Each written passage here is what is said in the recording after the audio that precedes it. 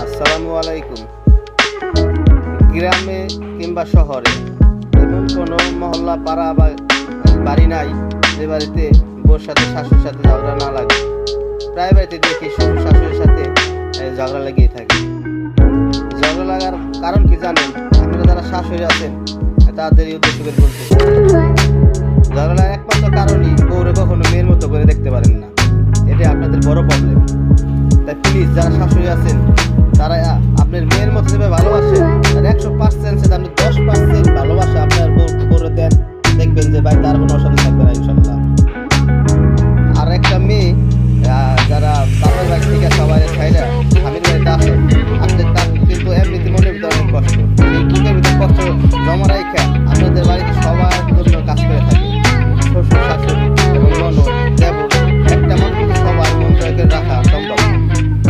তাই যারা শাশুড়ি আছেন প্লিজ বউর সাথে ভালো ব্যবহার করবেন, দেখবেন যে বাড়িতে আর অনেক কাজ করবে। তার একটু ভালোবাসা আপনাদের একটু ভালোবাসা পাওয়ার জন্যে তারা কিন্তু অনেক সময় অনেক অনেক রকম চেষ্টা করে থাকে, তাও আপনাদের মতো শাশুড়িদের মন পায় না।